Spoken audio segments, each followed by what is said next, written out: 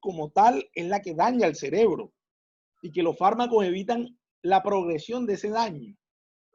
¿Sí? Es todo lo contrario. Por ejemplo, se ha demostrado en varios estudios que las neuronas cerebrales, las conexiones entre las neuronas se afectan cuando la persona tiene una enfermedad mental. Y los psicofármacos mejoran las conexiones entre las neuronas.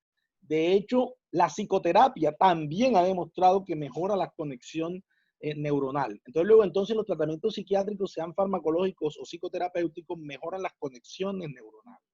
Todo lo contrario a que la gente comúnmente cree en la calle. Ahora, que los psicofármacos tienen efectos adversos, claro que sí. Todos los fármacos tienen efectos adversos. Todos. El que menos ustedes imaginan, por ejemplo, el paracetamol, que es tan usado en el mundo y tan distribuido con tanta facilidad, tiene efectos adversos, porque cualquier sustancia que entre al cuerpo va a tener efectos adversos. Lo que hay que tratar es de minimizar al máximo estos efectos adversos, utilizar fármacos que produzcan menos efectos adversos, individualizar cada paciente según su condición médica previa, sus enfermedades, para disminuir el impacto de los efectos adversos. Esta es la labor del psiquiatra.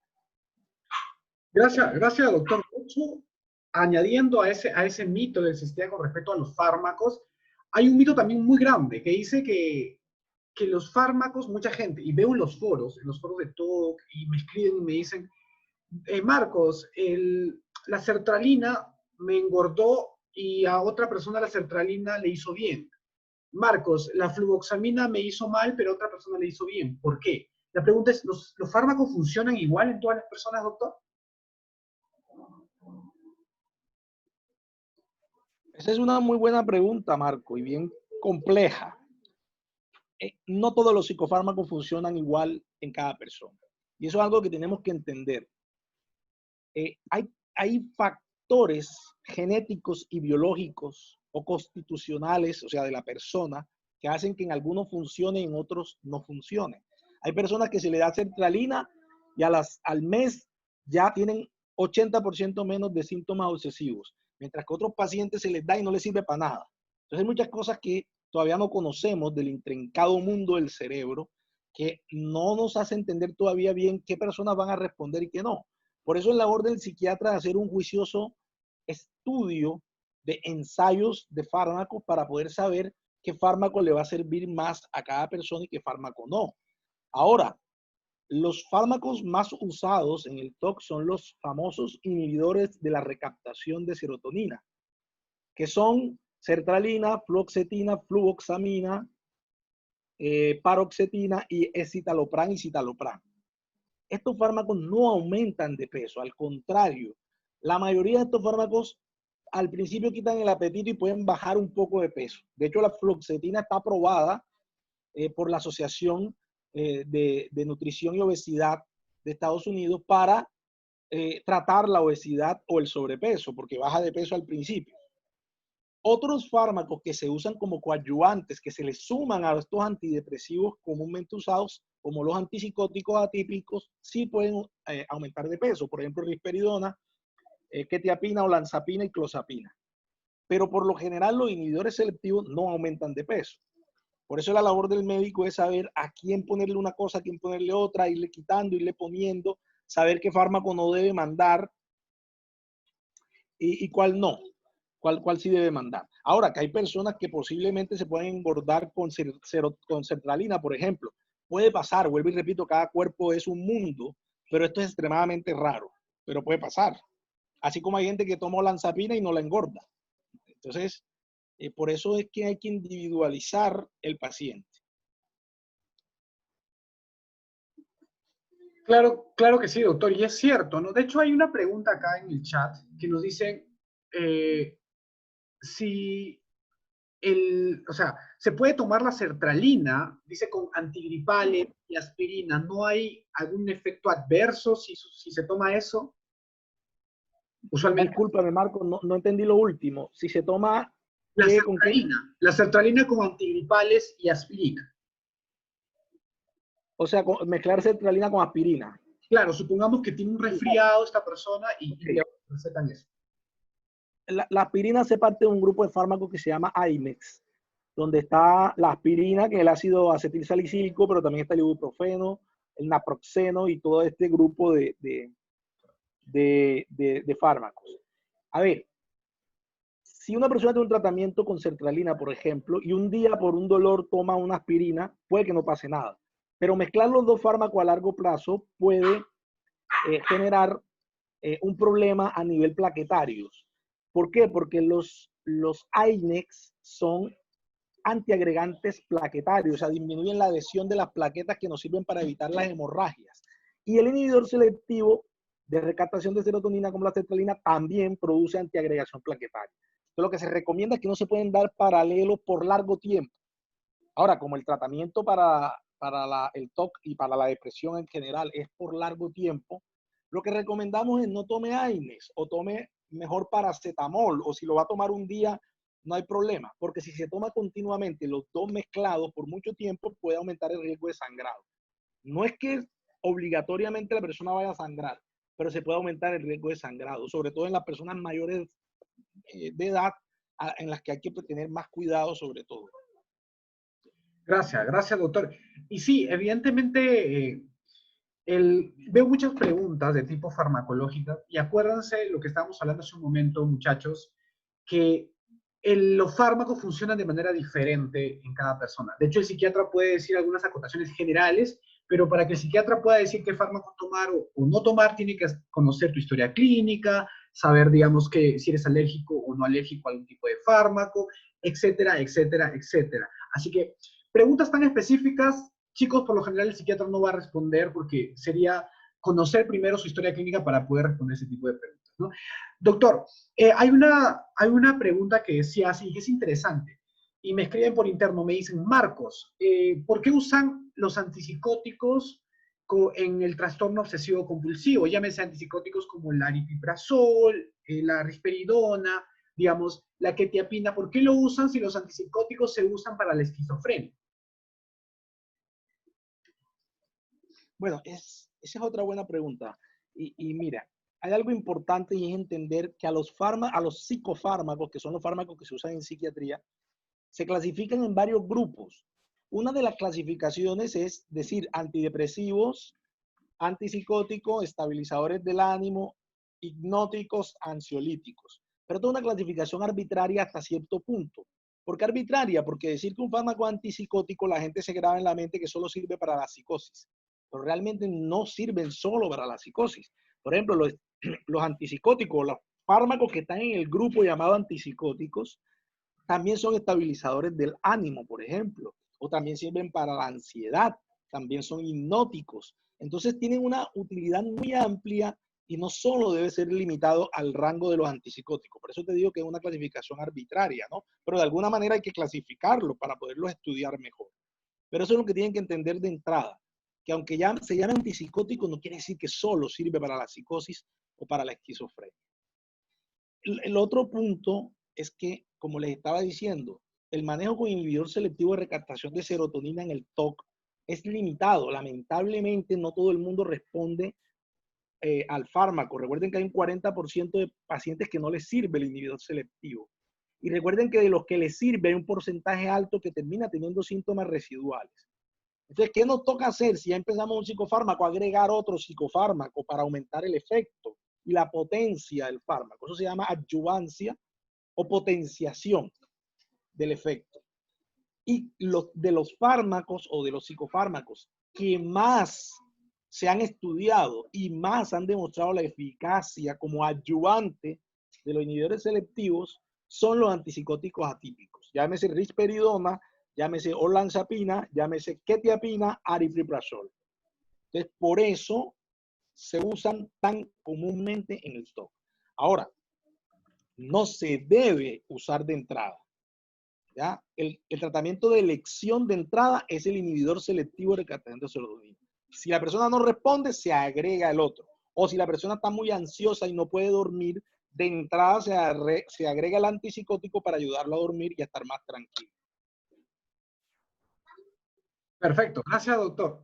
Sí, y es algo que muchas personas me escriben, nos escriben, digamos, al grupo, a la página, de este tipo de preguntas específicas pero en realidad hay que tener mucho cuidado con estos grupos de ayuda, también estos grupos de apoyo mutuo, porque la gente puede, digamos, tergiversar la información de los mismos pacientes, ¿no? Los mismos pacientes pueden decir, mira, a mí me ha funcionado esto, yo estoy tomando este tratamiento farmacológico, pero no va a funcionar de la misma forma necesariamente en otra persona.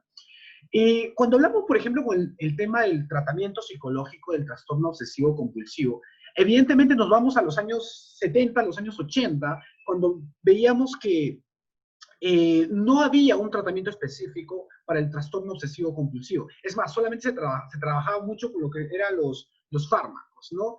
Y desde el punto de vista psicológico se hacía poco o nada. Ya en los años 70, 80, 90, digamos, aparece la autora Foa, aparecen autores como Esquetequetí, algo así se llama. Bueno, no sé si lo pronuncié bien. Pero ellos desarrollan lo que es a más a fondo lo que son las técnicas de exposición. De hecho, existe una técnica parecida que se llama la técnica de desensibilización sistemática en psicología, que se trabaja para las fobias específicas, ¿no? Son parecidas hasta cierto punto, pero la exposición funciona de una manera diferente. Entonces, cuando hablamos del tratamiento por excelencia del TOC, hablamos de lo que es la terapia de exposición y prevención de respuesta. Más que una terapia, es una técnica, ¿no? Es una técnica que es muy amplia en realidad, porque existen muchas formas de exposición. En este caso puede ser exposición en vivo, exposición en imaginación, puede ser exposición en escritura. Es más, en algunos países, en este caso en España y en Estados Unidos, están trabajando la exposición en realidad virtual. Digamos que mediante programas de computadora están creando, digamos, mundos similares a los que tú tienes en la vida real y puedes hacer una sesión de exposición en realidad virtual. Pero, ¿qué pasa con el tema de las estadísticas, con la EPR, la exposición y prevención de respuesta? Lamentablemente, como lo dijo el doctor, no todas las personas lo toleran. Y ese es un problema, porque la EPR lo que hace es elevar los niveles de ansiedad al comienzo de manera muy alta. Entonces, muchas de estas personas desisten en el tratamiento y por ende no lo terminan. Entonces, una de las desventajas de la EPR es que al comienzo es muy complicado, por eso es que yo lo llamo una terapia agresiva. De hecho, hacer la EPR no se puede hacer cuando el cerebro no está, digamos, en un nivel de estabilidad hasta cierto punto deseable. O sea, si no tienes los fármacos, si no has visitado al psiquiatra y si los pensamientos son tan fuertes, tan potentes que te incapacitan, realizar la EPR no es una buena opción, a menos que estés estable a nivel cognitivo y a nivel de los pensamientos, porque la terapia no va a funcionar si es que tu cerebro está, digamos, químicamente desbalanceado completamente. Tenemos una pregunta que dice, ¿qué tan estricta debe ser el horario para tomar los fármacos, doctor? ¿Es necesario tener un horario? ¿Lo puedes tomar a cualquier hora? Definitivamente sí.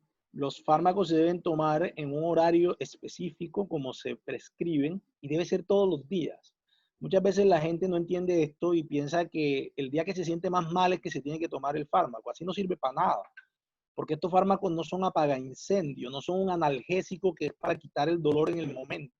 Estos fármacos lo que buscan es producir un cambio en el cerebro que sea a largo plazo y que demore a largo plazo el cambio. O sea, que cambien la plasticidad del cerebro y las conexiones de las neuronas. Y para esto se necesita que esté el tratamiento de forma constante.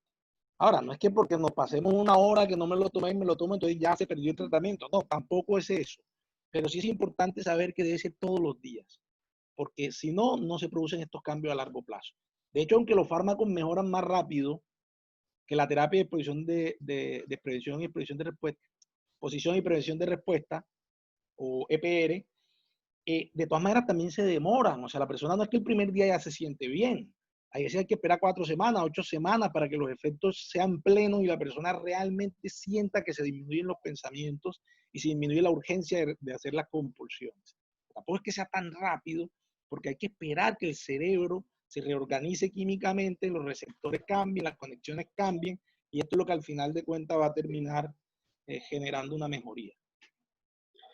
Sí, gracias, doctor. De hecho, esto es importantísimo porque yo siempre, las personas que me escriben, con las personas que trabajo, con las personas que brindo asesorías, consulta, me dicen, Marco, yo no quiero tomar los medicamentos porque los medicamentos no me hacen efecto Y yo le pregunto, ¿cuándo comenzaron a tomar el medicamento? Bueno, hace 3 días.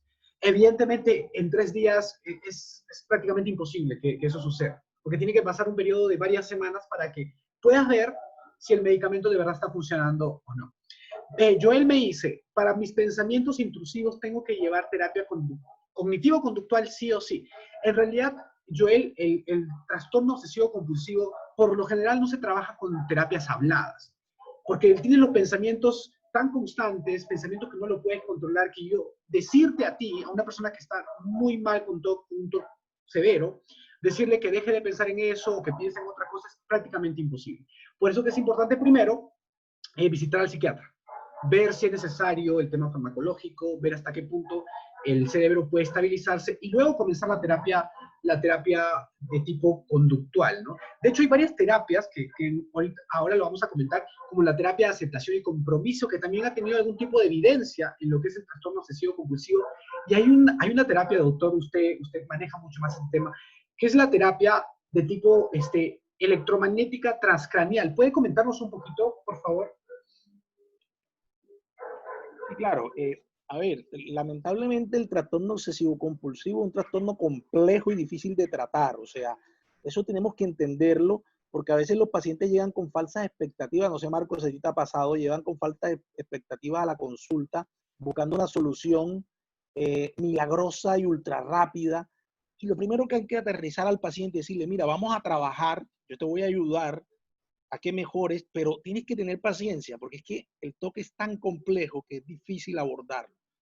Yo te lo digo, por ejemplo, a mí me llegan a veces pacientes con depresión, yo les empiezo un tratamiento y muy pronto están bien y ya salieron de la depresión. En el toque la cosa es más lenta, es más compleja, hay más síntomas residuales a largo plazo, los fármacos no son tan espectaculares como en otros tratamientos.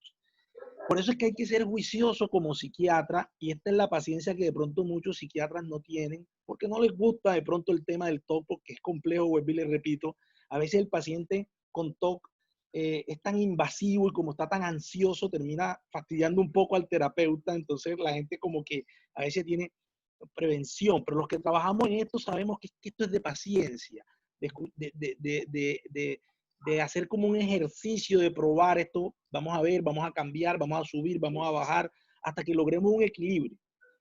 Y como muchos pacientes no mejoran aún después del tratamiento farmacológico, con varios ensayos terapéuticos, aún con terapia adyuvante farmacológica, aún con psicoterapia, entonces tenemos que tener otras alternativas. La terapia magnética transcraneal es una de esas alternativas. Hay varios estudios o ensayos clínicos que han demostrado la utilidad en casos refractarios.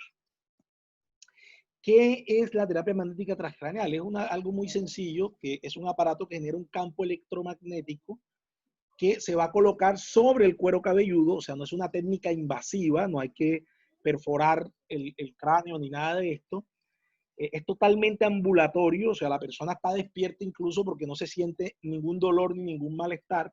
Se ubica el electrodo en un lugar específico del cerebro donde queremos que entre la estimulación magnética del campo magnético y se deja por un tiempo ahí la estimulación y se hacen varias sesiones. La persona apenas termina la sesión, se para y se va para su casa, no siente nada, realmente es muy seguro y los resultados son prometedores.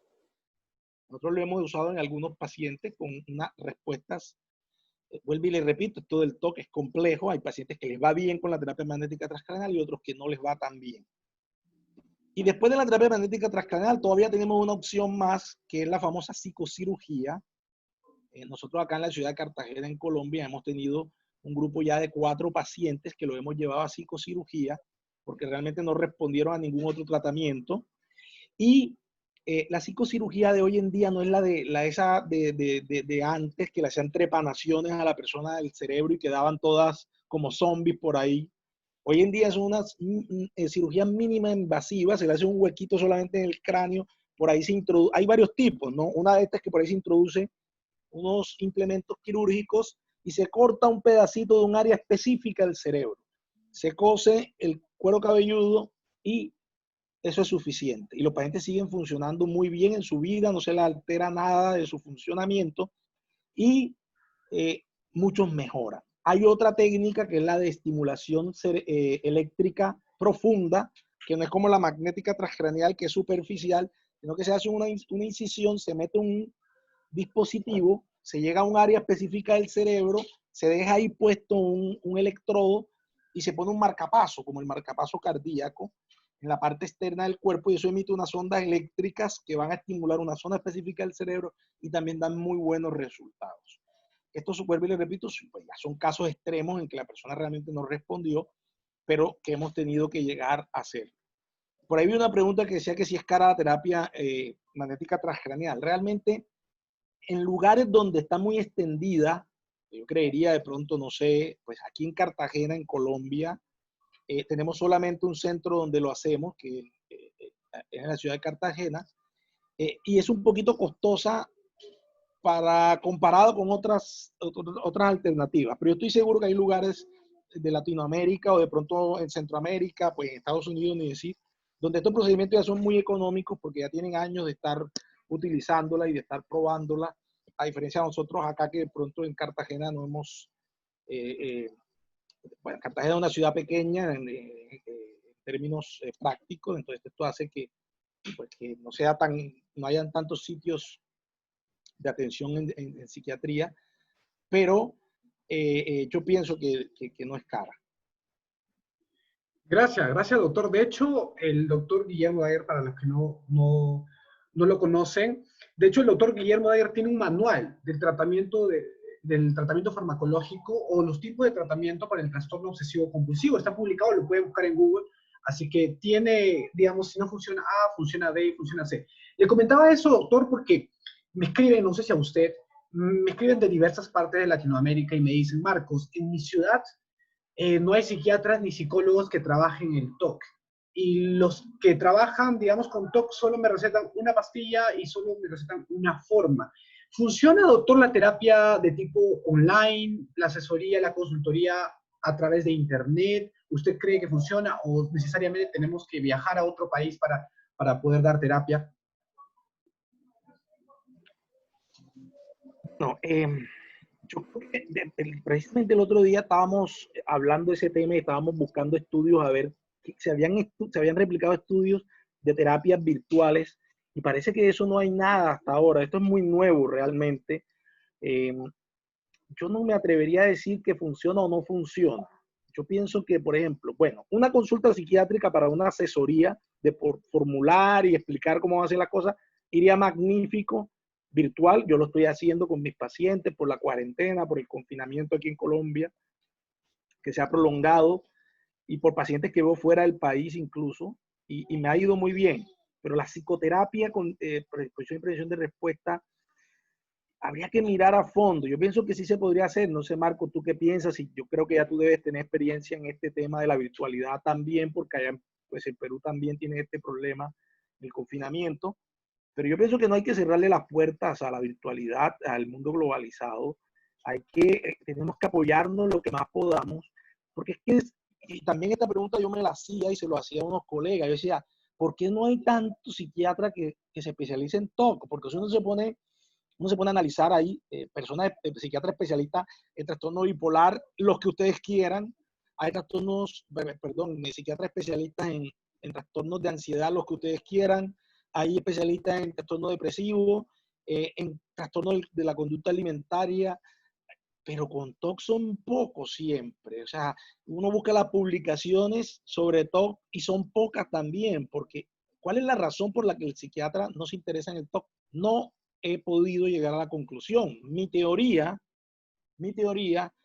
es que es engorroso trabajar en el TOC en el sentido de que hay que dedicarle más tiempo de pronto que a las otras patologías, porque se necesita más dedicación, se necesita estar más en contacto con el paciente, entenderlo, escucharlo, hacer muchas cosas que de pronto en las otras no es necesario. Lo que tú decías, Marco, y es muy cierto, la terapia de hablar funciona muy bien en la depresión, la terapia de hablar funciona muy bien en otros trastornos, pero en el TOC parece que no. Al contrario, hay algunos pacientes que se empeoran con hablar del tema porque le aumentan las obsesiones Entonces, ya fíjate, entonces acá ya esa terapia clásica del consultorio, que la persona se sienta y habla, que se hace con otras patologías en el TOC, a veces no es posible, sino que hay que ir al sitio donde vive la persona a hacerle la terapia, hay que hacer esto, lo otro. Entonces, para un psiquiatra es más cómodo poner una consulta de 1 hora, que se siente ahí la persona a hablar, esto lo va a ayudar a sentir mejor y se acabó.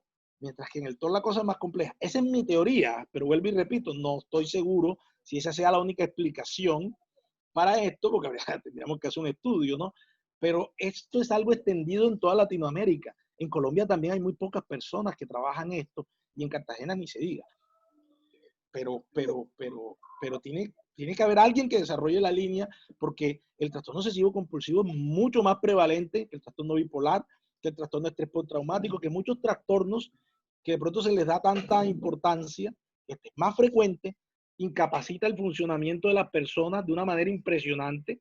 Yo tengo muchos pacientes que prácticamente no trabajan, no hacen nada porque todos los tienen jodido, decirlo en términos coloquiales, y no encuentran a quién recurrir. Por eso es que esta iniciativa de esta asociación y esto que estamos haciendo, yo creo que estábamos en deuda, los que trabajamos en salud mental, de abordar, de abrir este camino. Es esa mi apreciación. Doctor, lo que usted dice es cierto, ¿no? De hecho, en el TOC pasa algo bien interesante porque yo decidí especializarme en el TOC y en realidad yo lo tengo a usted como referencia y usted lo sabe, porque el TOC, hablamos de 2 a 3% de personas a nivel mundial que tiene TOC, o sea, estamos hablando de millones de personas, no solo eso, algunos estudios dicen que son 4%, y digamos que no hay una línea de tratamiento, digamos, estandarizado a nivel de Latinoamérica, al menos. Entonces, en el TOC pasa algo, de que, por ejemplo, las técnicas de exposición, existen diversos tipos de exposición. La exposición en vivo, y me ha pasado con varios pacientes, donde he tenido que ir hasta su domicilio, porque precisamente las obsesiones y los rituales solo ocurrían dentro del domicilio. O sea, hacerlo en consulta o hacerlo o hacerlo en un consultorio, digamos que no iba a ser tan efectivo como ir hasta su domicilio. De hecho, dentro de los manuales de la exposición y prevención de respuesta, nos dice que una sesión de exposición debe durar mínimo 45 minutos de manera corrida. ¿Qué quiere decir? Pero en promedio tiene que durar entre 2 a 3 horas para hacerla más efectiva. Evidentemente, por un tema de costos, doctor, decirle a un psiquiatra que esté 2 o 3 horas, o a un psicólogo que esté 2 o 3 horas con un paciente, evidentemente va a ser un costo muy alto que muchas personas no lo van a poder cubrir. Y no solo eso, sino que muchos psicólogos no van a encontrar pacientes que van a poder cubrir esas 2 o 3 horas, o los psiquiatras tampoco. Entonces, yo creo que también va por ahí. De hecho, había una pregunta que nos dice Esme García, ¿se puede especializar en TOC a nivel de licenciatura en psicología? En realidad no existe un posgrado universitario propiamente en lo que es el TOC. No sé si usted conoce un posgrado, doctor, de trastorno obsesivo compulsivo propiamente dicho, pero sí, por ejemplo, en la Asociación Internacional del TOC en los Estados Unidos, ellos brindan ese tipo de especializaciones. También en Australia y en algunos centros de España también. Pero en universidades no he visto, he hecho un poco de investigación, pero no he visto. No sé si usted ha visto, doctor, algún tipo de posgrado en lo que es TOC. No, realmente no. En Latinoamérica por lo menos yo no lo he visto. De pronto, pues pueda que me equivoque, de pronto en algunos países de Centroamérica, no sé, pero acá cercanamente no existe una línea de formación. Estas son formaciones empíricas que nosotros hacemos nosotros mismos investigando, haciendo cosas aquí y allá, haciendo cursos aquí y allá, viendo cosas y investigando, pero realmente no hay. En Estados Unidos sí, claro que la hay, posiblemente en Europa, en muchas partes también, pero como les decía, es una línea abandonada, realmente abandonada en todos los sentidos. Eh, y como tú decías, hay autores que hablan de 4%, los menos pesimistas, por decirlo así, hablan de 2.5, de 2 a 2.5. Y ustedes saben lo que es 2% de la población, eso es altísimo, es una cosa que si la vemos en términos absolutos, son muchísimas personas con TOC. Lo que pasa es que y este es otro punto, que a veces no vemos tanto paciente como lo que dicen las estadísticas, y es porque las personas con TOC se avergüenzan de sus síntomas y no los manifiestan, no los dicen, no los verbalizan, sino mucho tiempo después. Y eso hace que retarde el tratamiento y muchas veces ya cogemos al paciente cuando tiene años de tener el problema, ¿no? Incluso el TOC duró ocultado por muchos años, lo que tú decías, apenas en los años 60, 70 fue que se empezó a hablar abiertamente de esto, se empezaron a venir los estudios que hablaban de que era más frecuente de lo que se creía antes y empezaron a verse los primeros resultados con las terapias de posición y prevención de respuesta y los fármacos. Pero antes de esto estábamos casi en nada, ¿no? Era muy poco lo que se podía ofrecer. Eso es cierto, ¿no? Es cierto. De hecho, yo sé que muchas personas tienen las preguntas, hay muchas preguntas, hay como 50 preguntas que no vamos a poder responder por un tema de tiempo, porque son preguntas específicas, y yo sé que muchos tienen la intención de que se les pueda responder. Y yo quiero decirle a las personas que nos están escuchando, porque yo sé que es muy difícil para ellos, que no tienen ese apoyo, digamos, a nivel de especialista. Doctor, ¿cómo podríamos sacar una cita con usted? ¿Cómo podríamos agendar una cita con usted? ¿A dónde tenemos que escribir? ¿Cómo podríamos contactarlo, doctor?